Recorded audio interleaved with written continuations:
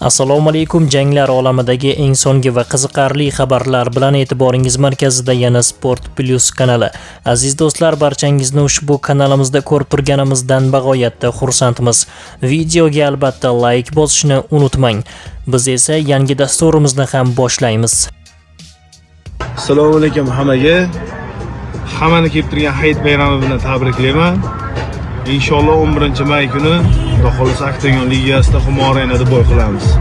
Xudo xolasa hapeninglarimiz aniq bo'lsa, Xudo xolasa ijtimoiy tarmoqda qo'yamiz, ko'rasizlar. Duo qilib turasizlar. Ertagalik Hayit bayrami bilan hammani tabriklayman. Shahram G'iyosovning navbatdagi jangi sanasi ma'lum. Professional boksning yarim o'rta vazn toifasida WBA kamari uchun majburiy da'vogar o'zbekistonlik Shahram G'iyosovning raqibi aniq bo'ldi. Bu haqda Bokress nashri xabar bermoqda.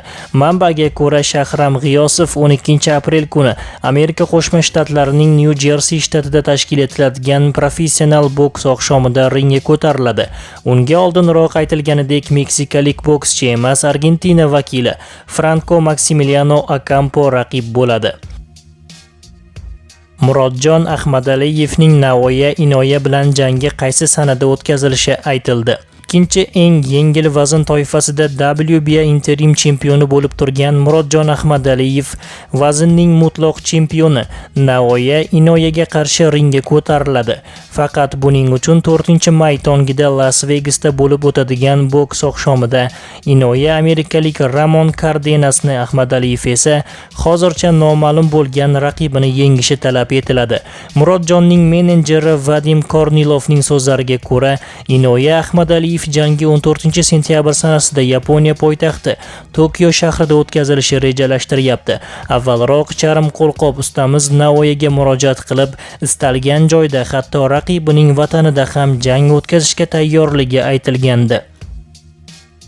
Dasturimiz homiysi Adinxbet bukmekerlik kompaniyasi siz uchun yuqori keflar va bonuslarni tayyorlab qo'ymoqda. Kommentariyadagi silka orqali Telegram kanalimizga o'ting, u yerdan omad silkasini toping va promokod joyiga Sport Plus uz so'zini yozing va o'z omadingizni sinab ko'ring. Nursulton Ro'ziboyevning navbatdagi jangi sanasi ma'lum. O'zbekistonlik UFC jangchisi Nursulton Ro'ziboyevning navbatdagi jang sanasi va raqibi ma'lum. Bu haqida sportchining o'zi Instagram sahifasi orqali ma'lum qildi. Manbaga ko'ra, 17-may kuni Amerika Qo'shma Shtatlarining Las Vegas shahridagi UFC Apex majmuasida navbatdagi UFC Fight Night turniri tashkil etiladi.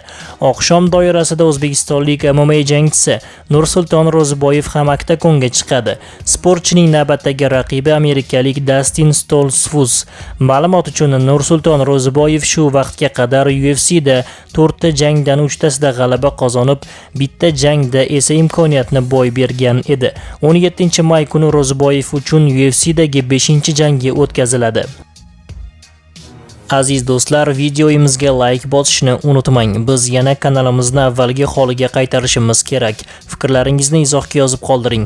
Biz esa siz bilan xayrlashamiz. Yaqin soatlarda yana g'oyibona ko'rishguncha xayr, salomat bo'ling. Bizdan uzoqlashmang.